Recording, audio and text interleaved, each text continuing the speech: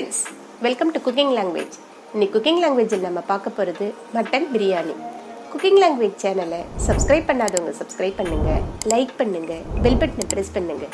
வாங்க வீடியோக்குள்ளே போகலாம். இந்த டம்ளரில் நான் 1.5 டம்ளர் ஜீரக சம்பா ரைஸ் எடுத்து நல்லா கழுவிட்டு 20 நிமிஷம் ஊற வச்சு எடுத்து வச்சுருக்கேன். இப்போ நான் ஒரு பாத்திரம் வச்சுட்டேன். பாத்திரம் காஞ்சதும் 2 ஸ்பூன் எண்ணெய், 1 ஸ்பூன் நெய் விட்டுக்கிறேன்.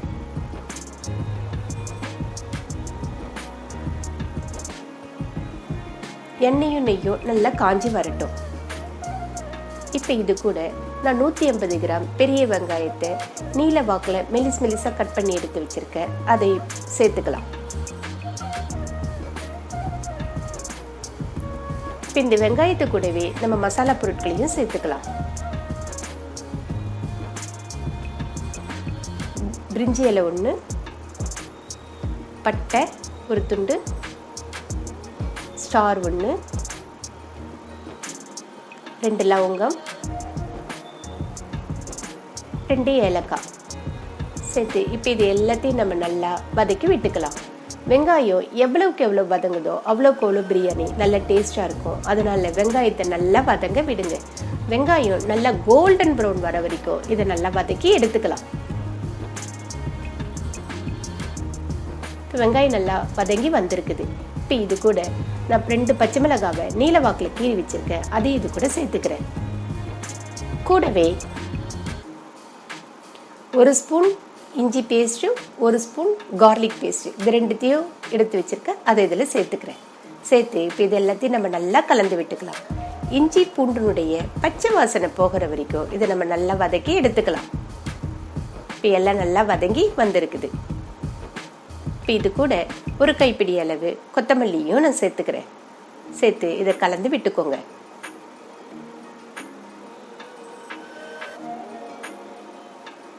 கூடவே 1 கைப்பிடி அளவு புதினாவையும் நான் சேர்த்து எல்லாத்தையும் நல்லா கலந்து விட்டுக்கிறேன்.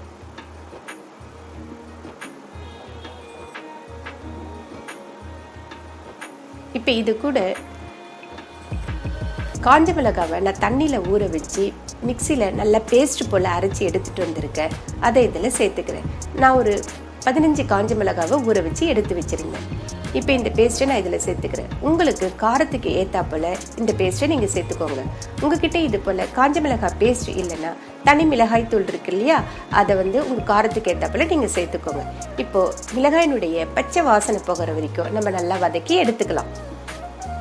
எல்லாம் ஓரளவு வதங்கி வந்திருக்கு. இது கூட நான் 150 கிராம் தக்காளியை சின்னதாக கட் பண்ணி எடுத்து வச்சிருக்கேன். அதை இதில் சேர்த்து தக்காளி நல்லா மயிஞ்சி வர வரைக்கும் நல்லா வதக்கி எடுத்துக்கலாம். இப்போ தக்காளி நல்லா வெந்து வந்திருக்குது. இப்போ இது கூட இந்த டேபிள் ஸ்பூனில் நான் 2 ஸ்பூன் தயிர் எடுத்து வச்சிருக்கேன். அதை இதில் சேர்த்துக்கிறேன். சேர்த்து இப்போ இது எல்லாத்தையும் நம்ம நல்லா கலந்து விட்டுக்கலாம்.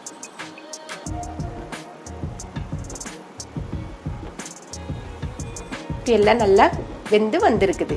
இப்போ இது கூட நான் 400 கிராம் மட்டன் எடுத்து வச்சுருக்கேன்.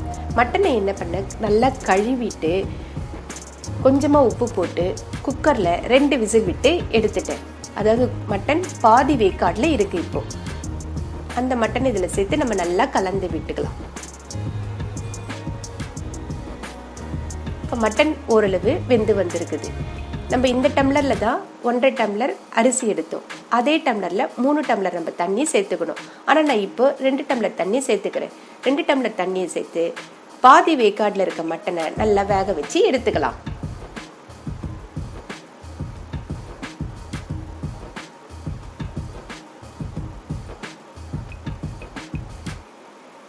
இப்போ இந்த பிரியாணிக்கு தேவையான உப்பையும் நான் சேர்த்துக்கிறேன்.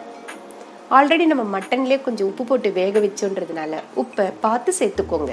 இப்போ இது எல்லாத்தையும் நம்ம நல்லா கலந்து விட்டுக்கலாம்.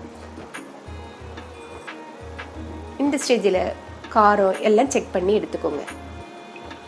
இப்போ இது ஒரு மூடி போட்டு ஒரு 10 நிமிஷம் நம்ம சிம்மில் மட்டனை நல்லா வேக விடலாம். 10 நிமிஷத்துக்கு அப்புறம் மட்டன் நல்லா வெந்து வந்திருக்குது. இப்போ நம்ம இதில் 2 டம்ளர் தண்ணி சேர்த்துருந்தோம் இல்லையா. நம்ம அரிசி 3 டம்ளர் தண்ணி சேர்க்கணும். அதனால இன்னும் 1 டம்ளர் தண்ணியை நம்ம இப்போ சேர்த்துக்கலாம். நான் மட்டனை வேக வச்சிருந்தோம் இல்லையா, அந்த தண்ணியை எடுத்து வச்சிருக்கேன். அதை ஒரு டம்ளர் இதில் சேர்த்துக்கிறேன்.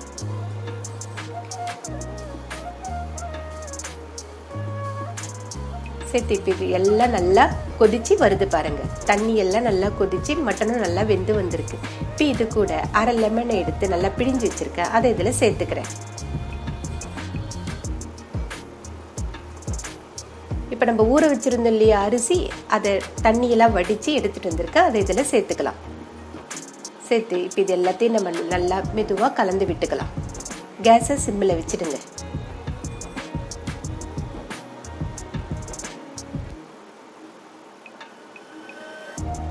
இது அப்படியே கொதிக்க விடுங்க.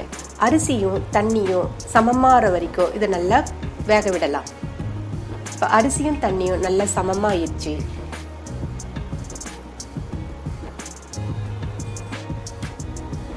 இப்போ இது ஒரு மூடி போட்டு ஒரு 15 நிமிஷம் வேக விடலாம். கேஸை சிம்மில் வச்சிடுங்க. 15 நிமிஷம் ஆயிடுச்சு. இப்போ நம்ம திறந்து பார்க்கலாம்.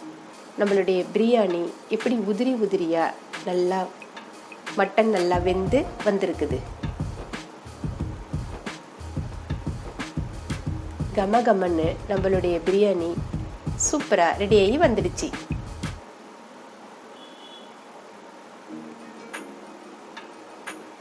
நீங்களும் ட்ரை பண்ணி பாருங்க.